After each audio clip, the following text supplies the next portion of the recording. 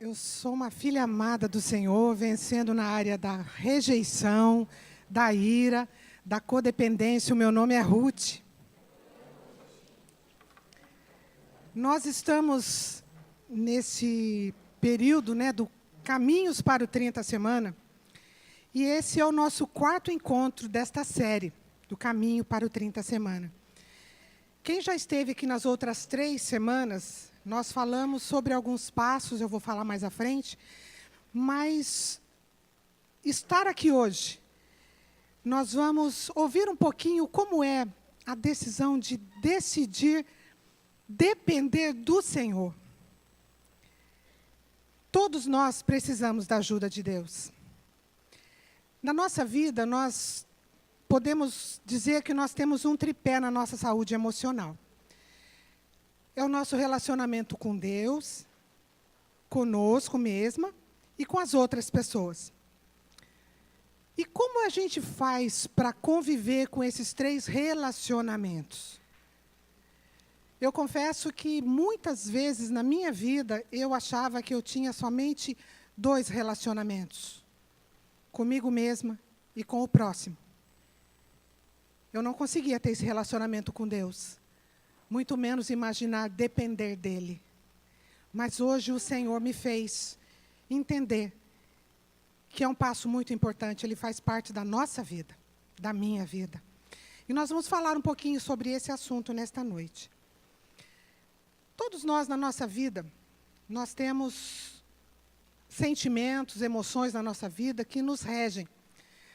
E na nossa vida, se a gente compará-la como uma árvore, a gente vai verificar que a raiz de todos os nossos males, dos males emocionais, é a orfandade. O tronco desta árvore é a rejeição. E os galhos seriam as compensações dessas nossas emoções. Essas compensações, elas dizem respeito à codependência, à religiosidade, a desvios de sexualidade e vícios. Por que eu falo para você que a nossa raiz é a orfandade? Porque quando nós estamos totalmente distantes de Deus, nós nos sentimos órfãos. E essa orfandade nos faz desenvolver esses sentimentos, esses comportamentos que a gente vai falar um pouquinho nesta noite. E por que eu falo que a raiz, o tronco é a rejeição? Porque a rejeição acaba sendo exatamente o tronco de tudo isso que a gente vai falar desses galhos, que são aqueles desvios, aquelas coisas que a gente tem como nossa válvula de escape. Por muitas vezes, quando eu cheguei no 30 Semanas, eu cheguei reconhecendo. O meu primeiro passo, que para quem já esteve aqui no primeiro dia, falou sobre admitir. Eu cheguei admitindo que eu era uma pessoa totalmente irada. Eu não conhecia o que era ser codependente, mas eu sabia que eu era irada. Então, a primeira coisa que aconteceu comigo foi entender que eu era irada. Eu era uma pessoa muito irada. Qualquer coisa eu explodia. E eu não sabia como conviver com aquilo, mas eu tinha entendido que eu era. E quando eu descobri que a raiz, que para mim era só a raiz, que hoje eu entendo que nós entendemos que era o tronco desta árvore, desta ira, era a rejeição, para mim foi muito frustrante, porque para mim, eu me achava uma pessoa extremamente bem resolvida, como uma pessoa rejeitada. Mas esse é o mal de praticamente todos que realmente se dispõem a buscar essa cura. E por que de tudo isso? Por que a gente desenvolve essa orfandade que vem, que cresce a rejeição e a gente vai para aquelas compensações que chega na codependência, os desvios de sexualidade, que vão para os galhos menores, que é o que eu falei, que vai para a ira, para a compulsão, ansiedade, procrastinação. Por que de tudo isso? Por causa de abusos, muitas vezes, traumas que nós sofremos na nossa vida, na nossa infância, escolhas erradas que a gente fez na nossa vida já adulta, nos leva para desenvolver tudo isso. Só que quando nós nos encontramos com a cura, quando o nosso Pai, a gente reconhece que Ele é que dá essa cura que nós viemos buscar, Através do 30 Semanas, que é essa ferramenta, esse ministério que a gente serve, que a gente está aqui para falar para vocês, a gente vai conseguir identificar quais são esses bloqueadores que nos faz órfãos. E como é que a gente se livra desses bloqueadores e nos faz desfrutar dessa paternidade do nosso Deus. E aí nós vamos ser capazes de ser gerados por frutos do Espírito. E quais são os frutos do Espírito? Que está lá em Gálatas, no capítulo 5, versículo 22 e 23. Nós vamos conseguir viver os frutos do Espírito, que é amor, alegria, paz, paciência, amabilidade, bondade, fidelidade, mansidão e domínio próprio. Quando eu pensava nessas coisas, frutos do Espírito, eu falava, gente, eu posso ter algumas coisas, mas muitas delas não faziam parte de mim. O que eu tenho que dizer para vocês é que a mesma força que você tem aplicado em sua dor, pode ser aplicado também em sua cura. A restauração da nossa vida, e eu quero parabenizar todos vocês que estão aqui hoje, que estão se disponibilizando realmente a buscar essa cura. A restauração é para todos, mas somente os corajosos e destemidos encaram, tá? Prosseguir conquistando essa cura. Ela não vai ser adequada para aquelas pessoas que se julgam perfeitas, né? Isso aqui é só para aquelas pessoas normais, como eu e você. Então, eu louvo a Deus pela sua vida, porque você tomou uma decisão de estar aqui hoje. Você está em busca dessa sua cura. Como diz lá na palavra do Senhor em Filipenses 1:6, estou convencido de que aquele que começou a boa obra em vocês vai completá-la até o dia de Cristo Jesus. Ao lado de Jesus, você pode alcançar e viver sua melhor versão diariamente. E quais são essas decisões para a gente viver livre e pleno? Como eu disse no nosso primeiro encontro, nossa primeira decisão foi admitir. Eu admito que tenho um problema. Quando eu comecei, alguns anos atrás, alguns ciclos atrás, a primeira decisão que eu tomei, a primeira admissão que eu fiz foi que eu era uma pessoa irada. Eu reconheci que eu era. Que enquanto você não reconhece, você não admite que você tem o problema, você não consegue ir em busca da cura. Esse é o primeiro passo, admitir. Segundo passo, confiar.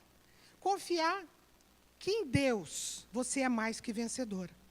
Você já está aqui, você decidiu estar aqui, então você confia que Deus é aquele que te ajuda, você não está sozinho. Terceira decisão, entregar. Na nossa terceira palestra falou sobre entregar. Às vezes a gente tem um problema, né, com entregar. Quantas vezes eu quis resolver com a força do meu próprio braço, achando que não, eu mesmo resolvo. E como a gente erra nessas coisas, né? Aqui o nosso terceiro passo é entender que nós precisamos do Senhor e para isso nós precisamos entregar para Ele tudo aquilo que tem nos impedido de receber a nossa cura. E hoje nós vamos falar sobre a nossa quarta decisão, depender. Eu preciso depender de Deus e do seu reino. Eu confesso que para vocês, essa palavra depender, para mim, no começo, era tão difícil. Mas o Senhor tem me ensinado a cada dia. A palavra do Senhor fala em Salmo 62:7. A minha salvação e a minha honra de Deus dependem. Ele é a minha rocha firme, o meu refúgio. O que pode estar impedindo nossa dependência saudável de Deus e das pessoas? Talvez, não sei se você prestou atenção no que eu acabei de ler. O que pode estar impedindo nossa dependência saudável de Deus e das pessoas? É meio estranho ouvir isso, né? Porque a gente quer depender só de Deus. Mas nós estamos num mundo onde eu disse que o tripé é o nosso relacionamento com Deus, com as outras pessoas e com a gente mesmo. Então, nós vamos falar que, nesse relacionamento de dependência, tem uma área que é bastante complicada e é também uma área que eu descobri em mim, eu não sabia dar o nome para ela. Eu sabia que eu tinha esse problema, mas eu não sabia dar o nome para ela. Até que eu descobri no 30 Semanas que se chamava codependência. O que é codependência? É uma condição específica de âmbito psicológico, comportamental e emocional, que se caracteriza por uma dependência excessiva de um indivíduo em relação ao outro. A codependência traz a incapacidade de sustentar relacionamentos saudáveis com os outros, consigo mesmo. A codependência, ela se divide em duas partes. A gente fala que tem a codependência impositiva e a anulativa. O que é a codependência impositiva? É aquele indivíduo, aquela pessoa que se acha indispensável para os outros. Você já se viu nessa circunstância ou não? De achar que você é necessário para os outros? Eu já. Eu achava que sem mim as coisas não funcionavam. Se eu não tivesse presente no meu local de trabalho, as coisas não andavam. Se eu não controlasse a minha conta, o nosso orçamento de casa, familiar, nós íamos, entendeu, para o vermelho, as coisas não iriam funcionar. Eu me achava indispensável para os outros. Ela busca sempre autoafirmação, impondo sua maneira de pensar e agir.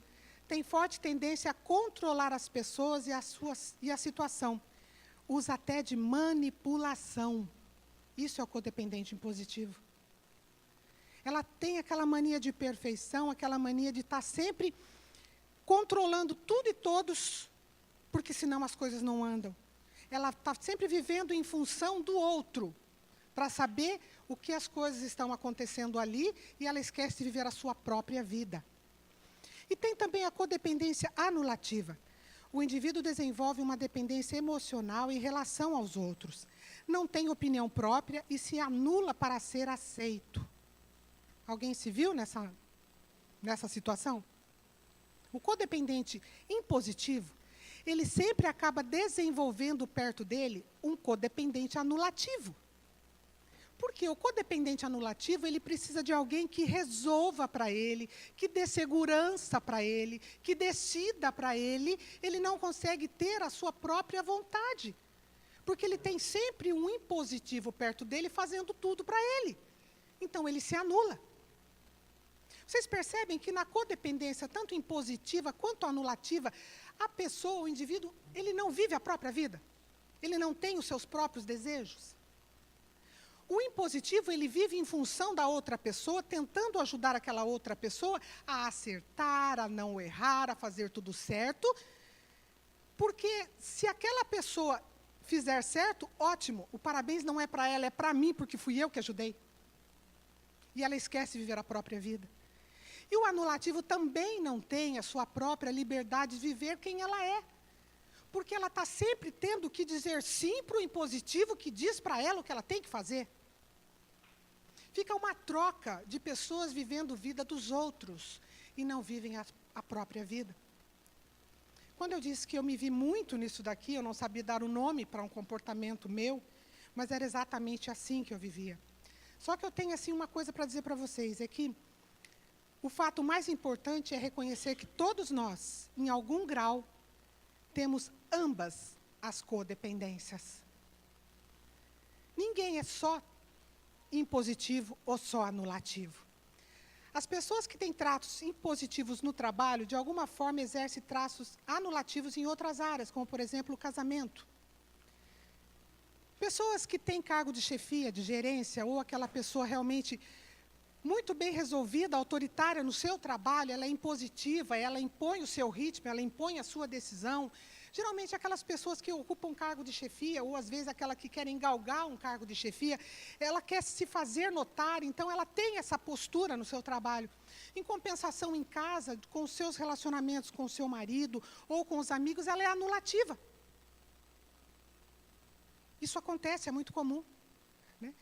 E essas pessoas, quando elas são desse jeito, elas não conseguem também, embora ela sendo muito impositiva, ela não consegue dizer não para o patrão, para o chefe dela. Às vezes o chefe dela fala o seguinte, olha, eu preciso que você fique até mais tarde, eu preciso de tal coisa para você, e alguma coisa que você sabe que poderia ser atribuído para uma outra pessoa, porque você marcou uma viagem, ou um jantar com a sua esposa, você marcou alguma coisa com os seus filhos, mas você é incapaz de dizer não. Você diz sim. Mesmo sabendo que em casa você vai entristecer as pessoas, você vai ficar mal com você mesmo, porque você disse sim quando você queria dizer não. Percebe como todo mundo tem um pouquinho de anulativo e impositivo? O ponto aqui é compreender que o codependente estará sempre vivendo a vida do outro, buscando ajudar os outros e colocando sempre os outros em primeiro lugar. Deixa de lado a sua própria vida e existência, muitas vezes para fugir de algo que o incomoda. Por que o codependente age dessa forma? Porque ele tem algo que o incomoda, que ele quer passar por cima, que ele quer esquecer na sua própria vida, então é mais fácil viver a vida do outro do que eu viver a minha própria vida, encarar a minha própria situação. Então eu vivo a vida do outro.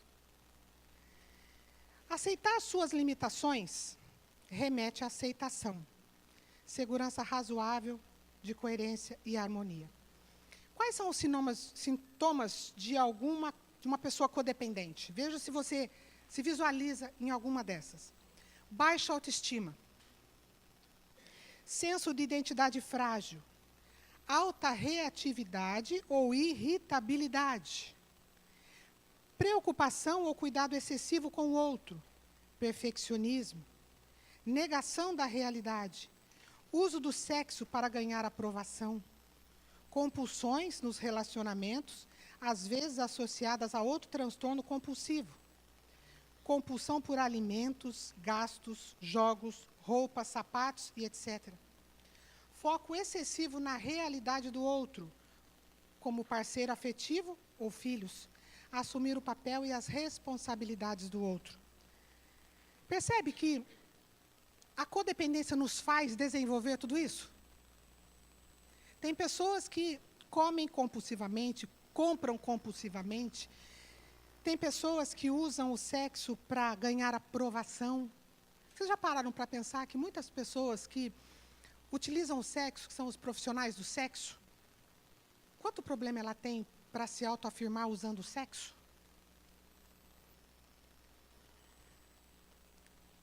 Essa autorreatividade ou irritabilidade é uma coisa muito comum no codependente. Sabe por quê? Porque é uma coisa assim que eu vivi. O codependente, ele é o seguinte... Isso era eu, talvez você se identifique comigo. Eu era uma pessoa que eu gostava muito de controlar as situações, controlar as pessoas. Às vezes eu queria controlar até o que o meu marido estava pensando. Eu queria controlar até o que os meus amigos do trabalho estavam pensando. E eu queria que eles reagissem exatamente como eu estava pensando.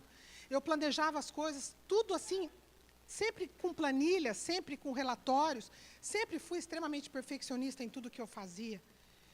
E as coisas sempre saem perfeitas quando a gente planeja ou não? Não. A gente está sempre lidando com pessoas. E mesmo quando você planeja para você mesmo fazer sozinho, os imprevistos acontecem. E o que acontecia comigo quando as coisas saíam do lugar assim, uma pequenina coisa? Eu virava uma onça. Simplesmente, não era pavio curto, eu não tinha pavio. Era uma bomba relógio. Né? Sai de perto, né? Porque vai sobrar mesmo. Tudo isso por quê? Porque eu sofri uma rejeição na minha infância. Eu sofri uma rejeição do meu pai, quando a minha mãe faleceu, meu pai me rejeitou. Eu tive uma rejeição no meu casamento pelo meu marido. A minha filha faleceu com 2 meses, a minha primeira filha.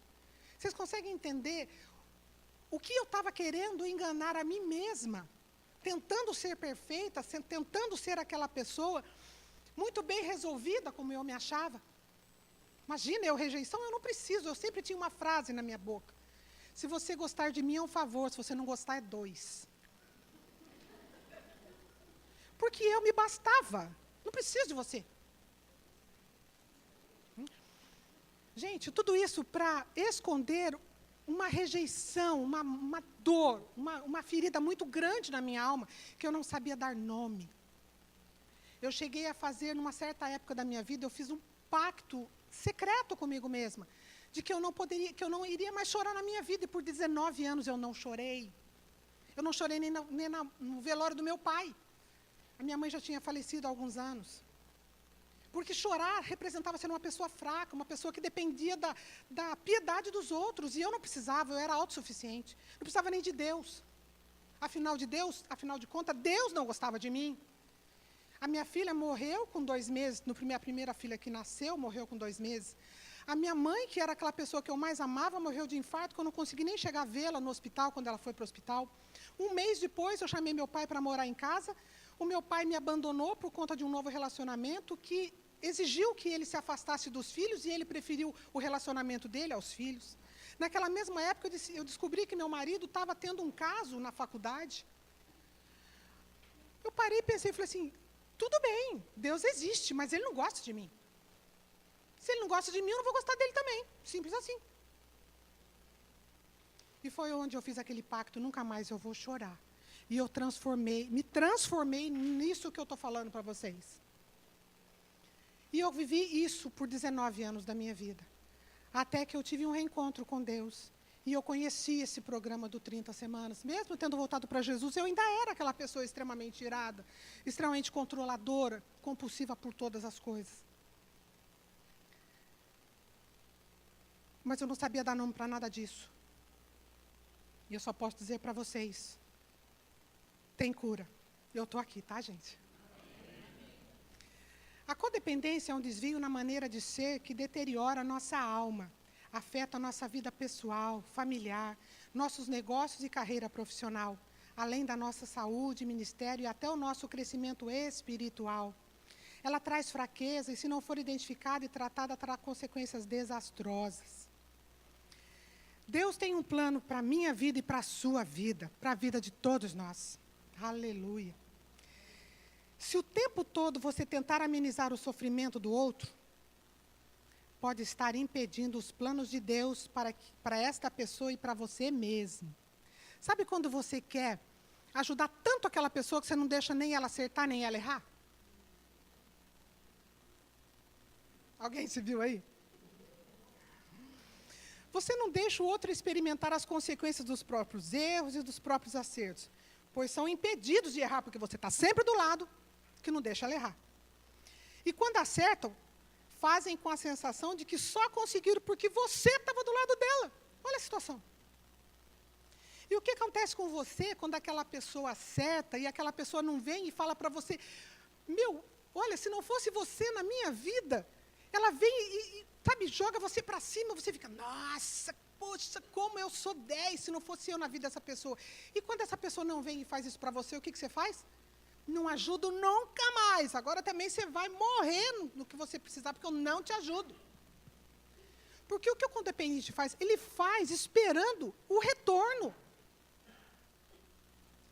E às vezes vem, mas geralmente quando não vem, o que acontece com o codependente? Ele se frustra. Ele está vivendo aquela vida. O codependente tem a tendência de dizer frequentemente sim aos pedidos de outra pessoa, quando quer dizer não. Como disse o nosso pastor Bill Johnson, quando você entender plenamente quem Deus te chamou a ser, você não vai querer ser ninguém além de si mesmo. É melhor ter companhia do que estar sozinho, porque maior é a recompensa do trabalho de duas pessoas. Se um cair, o amigo pode ajudá-lo a levantar-se. Um homem sozinho pode ser vencido, mas dois conseguem defender-se. Um cordão de 3 dobras não se rompe com facilidade. O nosso Ministério 30 Semanas, ele vai nos ajudar a caminhar juntos, sem viver a vida do outro, mas na dependência do Senhor. Ele nos chamou para viver a nossa própria vida. Ele me chamou para ser a Ruth, do jeito que eu sou. Ele chamou cada um de vocês para ser cada um do jeito que você é. Tá? Não tem como ele ter me feito do jeito que eu sou para fazer eu viver a vida da Liana. A pastora Leila tem uma frase que diz assim, o que a gente pensa governa o que a gente sente. Muito se fala a respeito da depressão e ansiedade. Qual a diferença entre depressão e ansiedade? A depressão está relacionada a sentimentos de desamparo e solidão constantes, comumente ligada a situações de perda. A ansiedade, por sua vez, está relacionada a sentimento de insegurança ou medo diante de situações futuras de perdas ou ganho. O sentimento de depressão é uma coisa assim que eu também vivi na minha vida. é que a gente está o tempo todo se sentindo a última pessoa, aquela pessoa que está com os dias contados, aquela pessoa que não tem mais vontade de viver. Os sintomas da depressão são interesse ou prazer diminuído nas atividades, distúrbios de apetite ou ganho ou perda de peso, distúrbios do sono, como insônia e hipersônia, redução geral no nível de atividade, agitação ou ansiedade, desânimo, fadiga ou perda de energia, sentimento de inutilidade ou culpa, confusão cognitiva, ideação suicida. Isso tudo uma pessoa depressiva pode desenvolver. Já a ansiedade, por sua vez, ela é um estado psíquico de apreensão ou medo provocado pela antecipação de uma situação desagradável ou perigosa. A pessoa que está ansiosa, ela está sempre preocupada com aquilo que ainda vai acontecer. Né? Tem uma frase que diz que a depressão é você ter excesso de passado e a ansiedade você ter excesso de futuro. Né? E tudo isso daqui, ele nos traz feridas na alma. Quais são os sintomas da ansiedade que podem oscilar? Cansaço, estar facilmente fatigado, dificuldade de concentração, ter lapsos de memória, irritabilidade, tensão muscular e dificuldade para relaxar, alteração do sono, sudorese excessiva, náusea, boca seca, mãos e pés frios e úmidos, sensação de nó na garganta, assustar-se facilmente, aumento de frequência cardíaca. Tudo isso é uma pessoa com sintoma de ansiedade. E tudo isso nos faz imaginar que nós não podemos depender de ninguém a não ser da nossa própria força. A gente não consegue mais viver a nossa própria vida. E como nós vamos depender de Deus e receber a cura? Nós vamos falar sobre alguns passos. Primeiro, descubra e desenvolva seu propósito de vida. Em Jeremias 29:11, a palavra do Senhor fala: porque eu sou que conheço os planos que tenho para vocês, diz o Senhor. Planos de fazê-los prosperar e não de lhes causar dano. Planos de dar-lhe esperança e um futuro. Pergunta para você mesmo, o que você gostaria de alcançar, de fazer? Esse é o primeiro passo para você aprender a depender de Deus. Seria continuar os seus estudos, trocar de emprego? Não sei.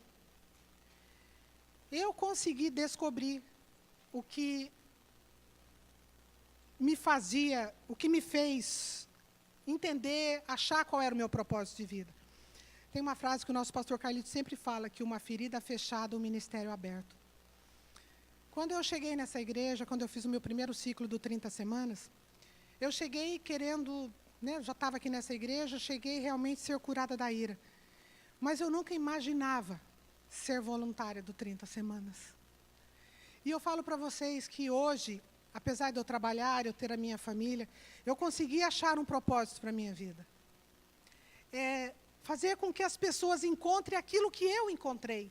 As pessoas que hoje conversam comigo, elas conseguem identificar, assim, achar que, como eu falo do 30 semanas, como eu falo daquilo que Deus fez na minha vida. Mas o melhor de tudo isso é quando eu escuto as pessoas da minha própria família falarem que hoje me desconhecem. Isso, para mim, é a melhor coisa. Não é eu falar a minha propaganda, mas as pessoas que me conheceram, me conhecem hoje. Então, para mim, o meu propósito de vida hoje é fazer com que pessoas alcancem aquilo que eu alcancei. E qual é o seu propósito de vida? O que te faz feliz? Eu posso dizer para você que isso me faz muito feliz. Estar aqui hoje falando para vocês, ministrando nesses 30 semanas, para mim, é mais que um presente. É algo muito especial que Deus me deu, porque eu estou podendo compartilhar tudo aquilo que Ele fez na minha vida. Segundo ponto, ame o próximo, mas não viva a vida dele.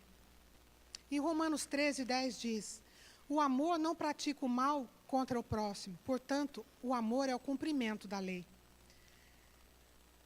A Bíblia, ela fala que para nós amarmos o nosso próximo, mas como a nós mesmos. A Bíblia não fala para nós amar nem mais, nem menos que nós. Ele fala para nós amar como nós mesmos. Você já parou para pensar? Lembra do tripé? Relacionamento com Deus, comigo mesmo e com o próximo? como que eu vou amar o meu próximo como a mim mesma se eu não me amo? Percebe aí? E não tem nada que eu faça para que Deus me ame mais. E não tem nada que eu faça que Ele vai me amar menos também. Ele vai me amar sempre do mesmo jeito. Quando o codependente aprende a confiar em Deus e nas pessoas, ele deixa de lado a necessidade de manipular e controlar os outros. Quando a gente aprende que, aquilo que eu acabei de falar no começo, quando você aprende que se você não ajudar o tempo todo o seu amigo, você deixar ele errar também, você deixar ele acertar também, você ajuda ele a caminhar, mas deixa ele errar, deixa ele acertar, assim como você tem a sua vida, ele tem a dele.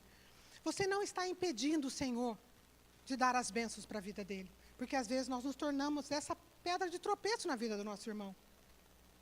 Qual que é o nosso terceiro ponto? Dependa de Deus em tudo. Não que possamos reivindicar qualquer coisa com base em nossos próprios méritos, mas a nossa capacidade vem de Deus, como está em 2 Coríntios 3, 5. A ciência tem nos provado que nós estamos o tempo todo aprendendo coisas novas. E isso leva-nos a acreditar que nós somos autossuficientes. Não é verdade? Deus nos deu a capacidade de aprender, e hoje é muito fácil a gente consultar o Dr. Google lá, né? Sempre tem algum assunto que a gente não sabe, joga lá no Dr. Google que ele responde. Mas o Dr. Google não é Deus, né? E nem nós podemos achar que é na força do nosso braço que nós vamos resolver e ter resposta para tudo aquilo. Nós precisamos aprender a confiar em Deus e entregar para Ele, tá, a nossa vida.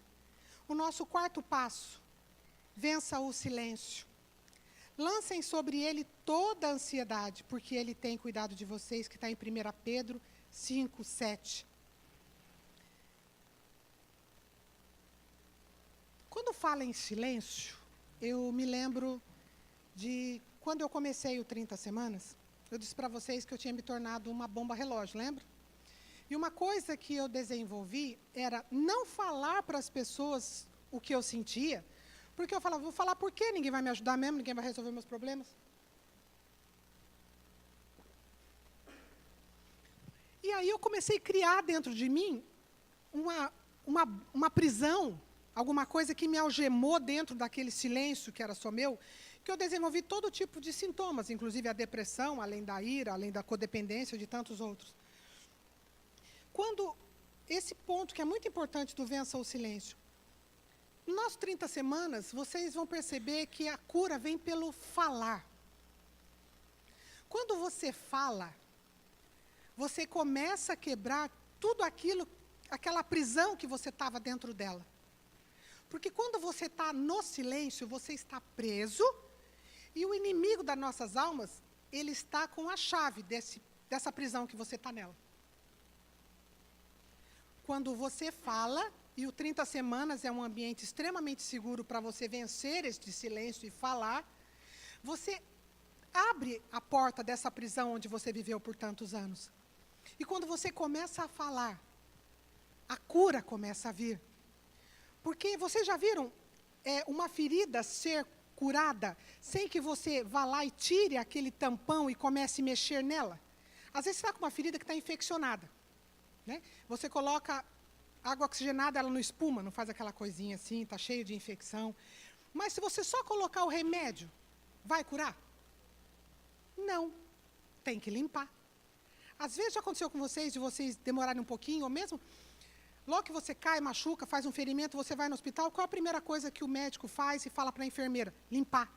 E às vezes ele até esfregam, né, com uma buchinha, com uma escovinha, aquilo de lá dói na alma.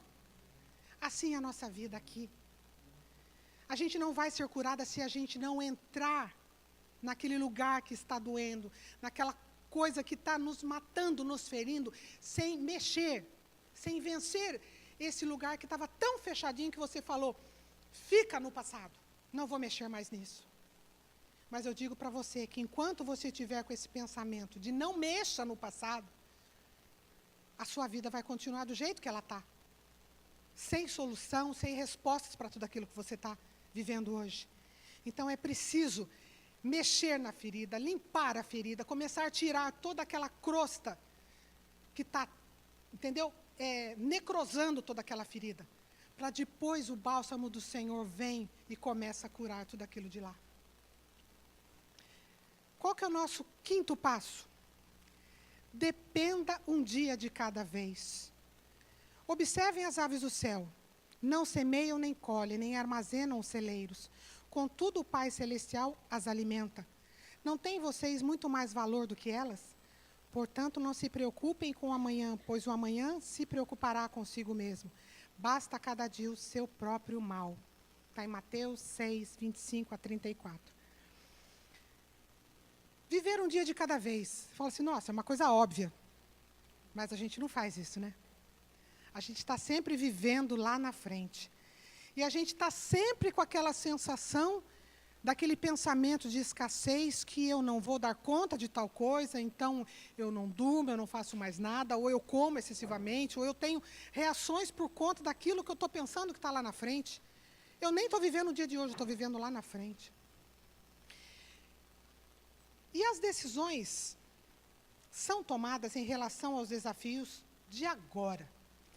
Se ontem você venceu, isso apenas revela que você pode conseguir novamente. Se tropeçou, levante-se, pois hoje um novo dia e uma nova oportunidade estão sendo dados para você vencer. Então, quando eu falo de viver um dia de cada vez, o nosso Ministério 30 Semanas, esse programa, ele nos ensina a viver esse um dia de cada vez. É a gente fazer o nosso exame diário. Por que o nosso exame diário? Porque hoje, quando eu chegar à noite, na hora que eu for dormir, eu faço uma análise do que foi o meu dia hoje. Eu posso ter caído em algumas coisas eu venci, mas eu faço uma análise de tudo aquilo que foi o meu dia. Eu não posso ficar sofrendo por aquilo que eu vivi ontem, porque eu caí ontem, então hoje eu continuo caído. Eu já caí ontem mesmo, o que adianta? Não, ontem, foi ontem. Hoje é um outro dia. Começa de novo.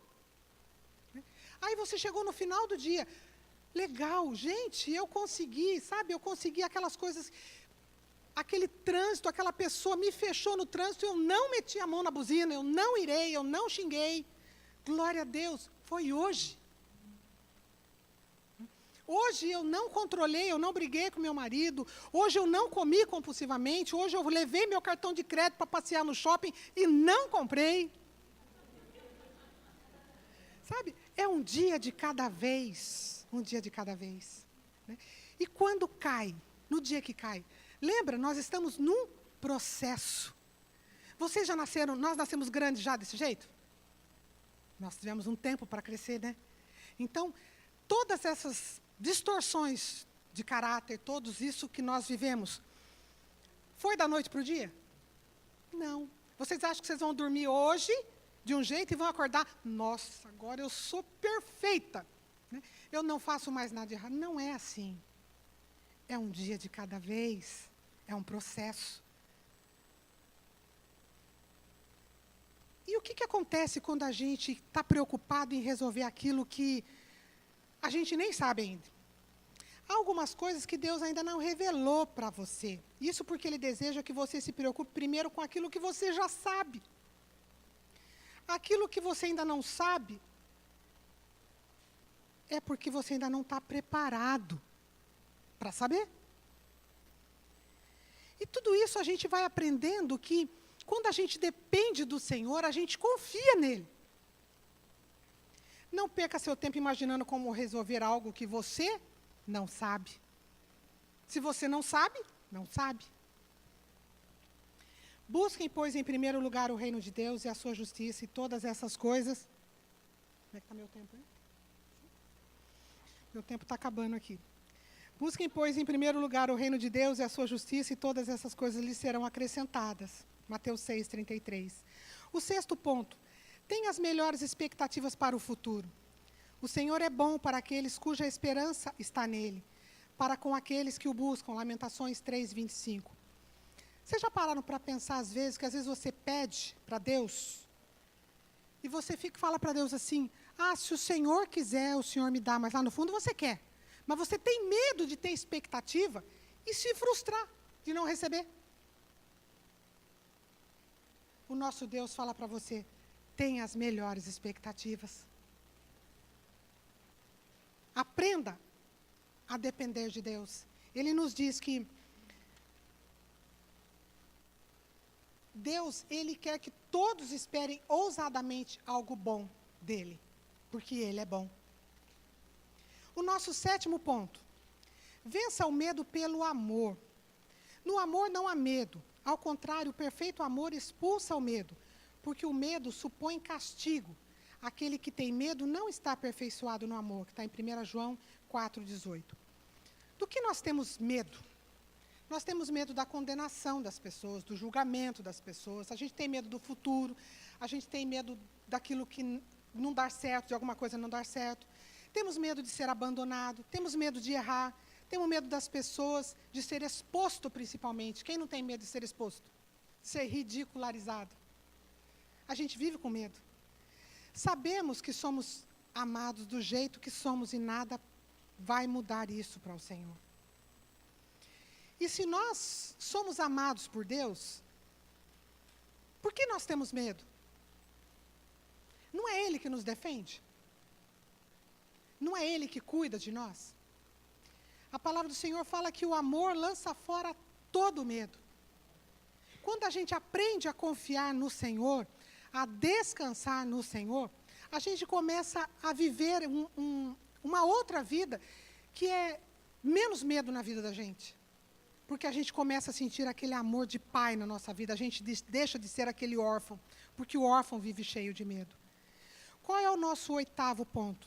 Negue-se a si mesmo e faça a vontade de Deus.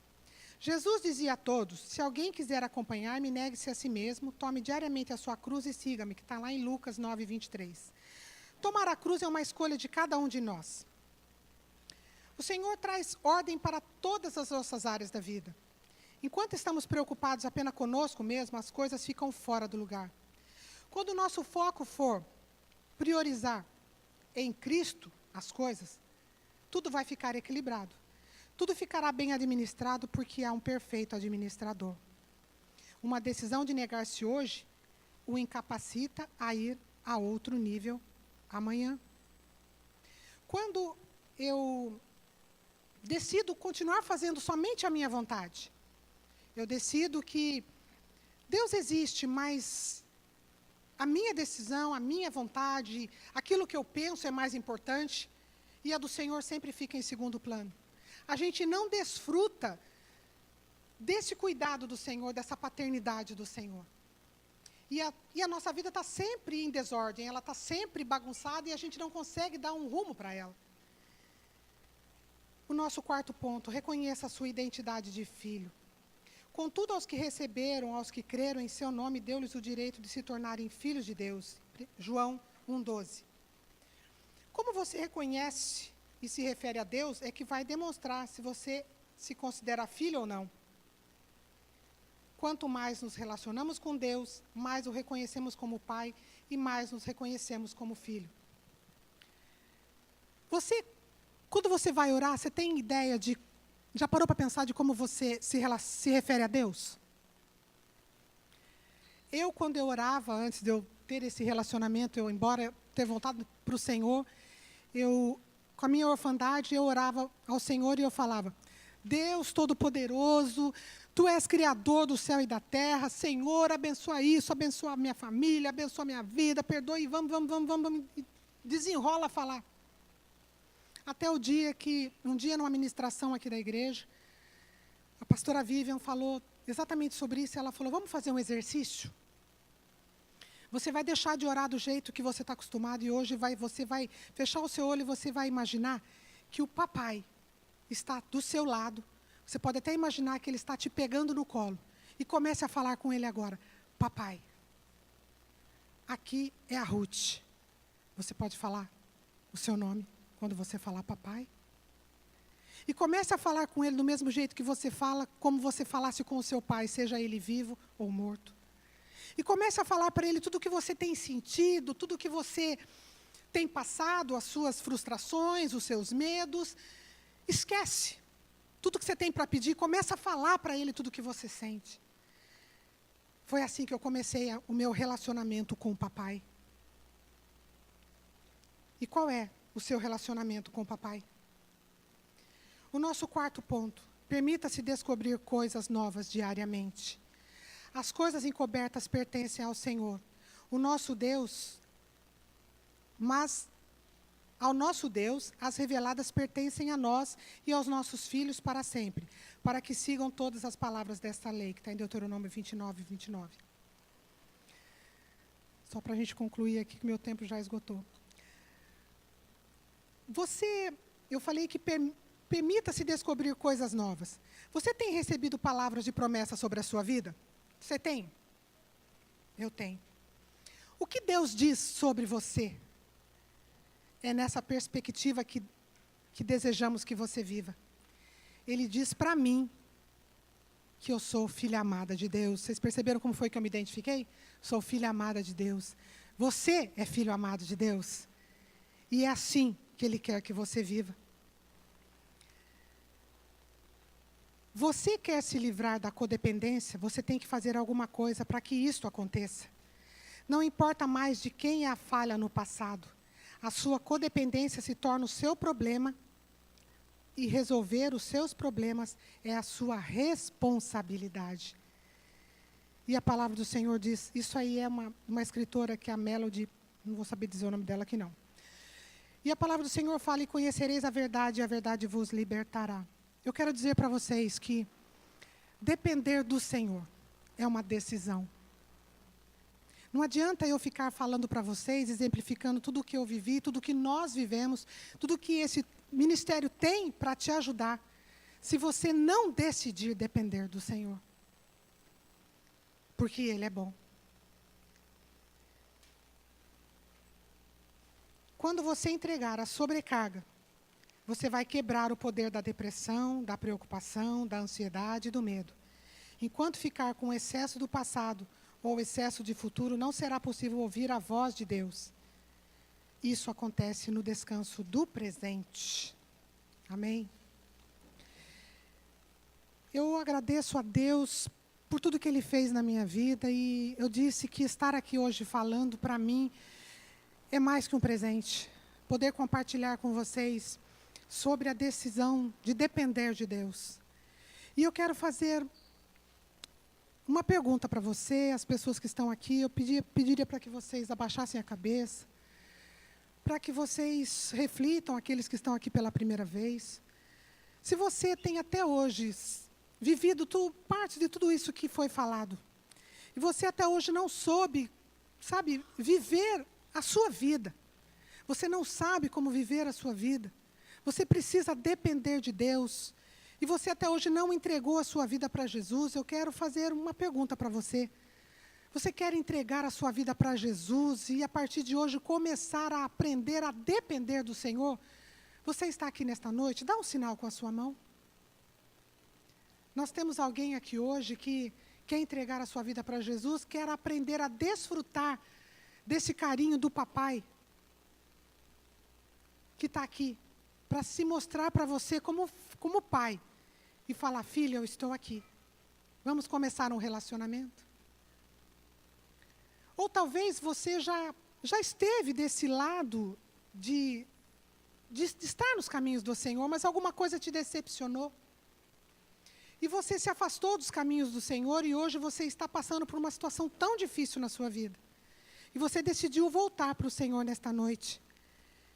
Você quer voltar para o Senhor nesta noite? O Senhor está aqui de braços abertos. Eu digo para vocês que eu nasci num lar evangélico e depois que a minha mãe morreu, eu tinha apenas 22 anos, depois de tudo que eu passei, eu com mágoa de Deus, eu me distanciei de Deus. E eu disse para vocês que eu fiquei 19 anos me permitindo não chorar, não me permitindo chorar. E quando eu voltei para o Senhor, depois de 19 anos, afastado dos caminhos do Senhor, eu me permiti chorar, eu me permiti ser curada, eu me permiti ser amada. E hoje eu estou aqui dizendo para vocês, Deus esteve o tempo todo com o braço dele aberto, me esperando, e Ele está aqui te esperando também. E eu quero fazer um terceiro convite. Se você já se decidiu pelo Senhor, mas você ainda não se decidiu pelo batismo, Você quer se decidir pelo batismo? Para cumprimento de uma ordenança do Senhor? Onde está você nesta noite? Deus abençoe a sua vida. Se você tomou uma dessas decisões, mas não quis se manifestar, temos um cartão, né, que o pessoal da recepção pode passar para vocês depois, que é para você preencher com uma dessas decisões. Se você, no momento que eu fiz o apelo, você ficou indeciso, mas se o Espírito Santo está falando na sua vida, preencha esse cartão e entregue para alguém da nossa recepção. Eu quero orar com você nesta noite. E aquilo que eu já disse no começo. Você tem jeito. Tem cura para tudo aquilo que você está vivendo. Nós do Ministério 30 Semanas estamos aqui porque nós confiamos que o Senhor faz. Eu estou aqui como testemunha que Deus faz.